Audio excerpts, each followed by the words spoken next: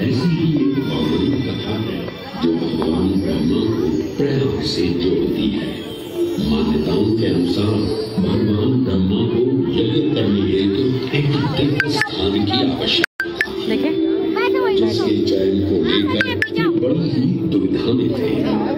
बैठने के लिए जगह नहीं है। के निवारण हेतु भगवान ब्रह्मा नागों के यहीं बैठ जाओ ना, बैठना उनसे कहा, तुम इसमें बैठ जाओ, हम इसमें बैठ जा रहे हैं। इसमें बैठ जाओ, आराम से बैठ जाओ बाबू, बैठ जाओ, बैठ के आराम से।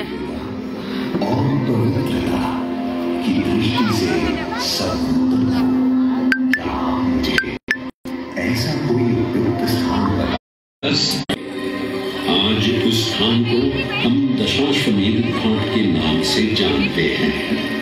भगवान ब्रह्मा के अलावा इंद्रदेव, वरुणदेव एवं सोमदेव ने भी वीडियो भेज देना, हम लोग करने करेंगे।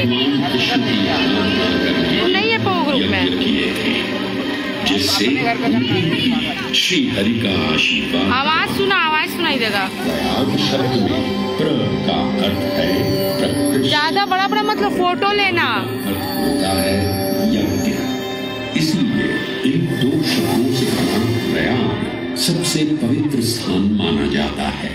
प्रयाग ही संसार में एकमात्र ऐसा पावन क्षेत्र है जहाँ 3 पवित्र नदियों का संगम होता है। इस संगम का भी एक अनूठा महत्व है।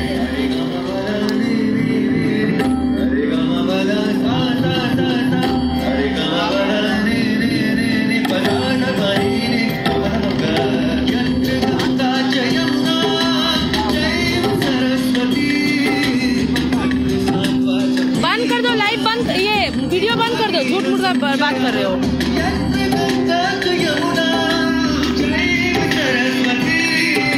मोबाइल दे दो। नहीं दूर ना।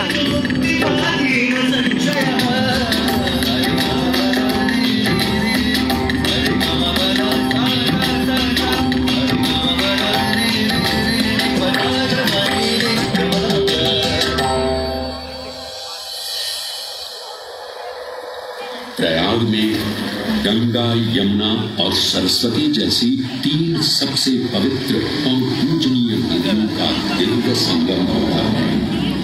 इन नदियों के संगम में स्नान करने एवं संगम का जल ग्रहण करने से मनुष्य मुक्ति का अधिकारी बन जाता है और इसमें किंचित भी संदेह नहीं है। ब्रह्म पुराण में ब्रह्मा जी भी कहते हैं कि प्रयाग में सरस्वती जी अदृश्य रूप में आकर गंगा जी से मिलती है।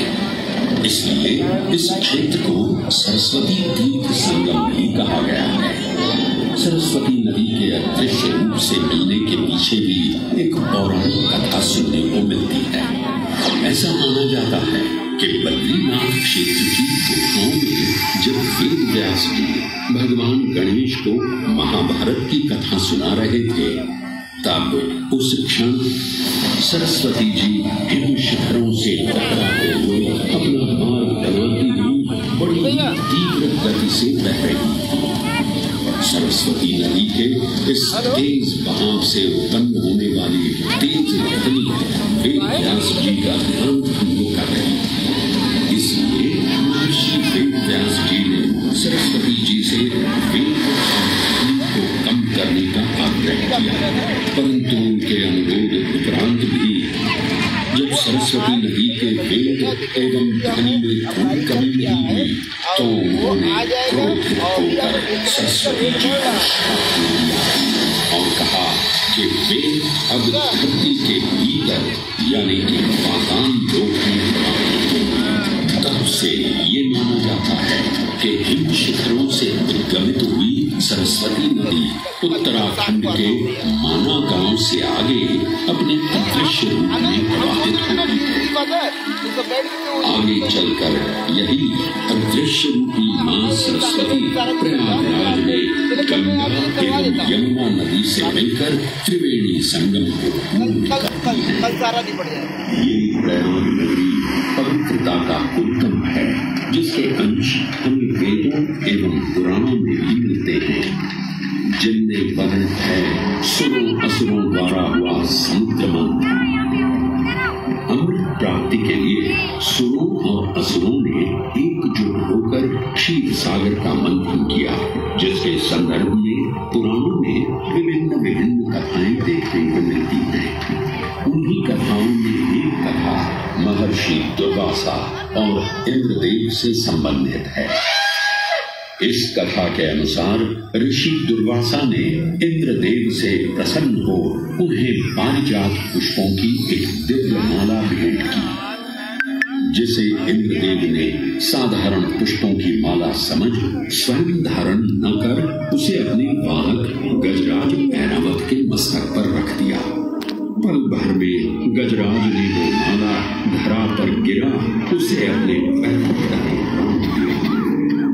ऋषि दुर्वासा से ये अपमान सहन न हुआ और उसी क्षण क्रोधित हो उन्होंने इंद्रदेव को श्राप दे दिया। हे अहंकारी इंद्र, तेरा इतना दुस्साहस कि तूने मेरा अपमान किया। जिस वैभव एवं शौर्य पर तू इधर आ रहा है, क्षण भर में ही तेरा ये वैभव, प्रतिष्ठा, शक्तियां सब नष्ट हो जाएंगी।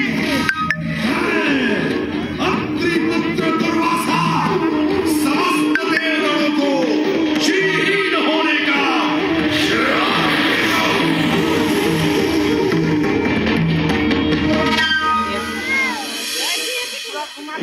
इस श्राप के परिणाम स्वरूप स्वर्गलोक से लेकर वैकुंठ धाम तक का सारा वैभव चला गया।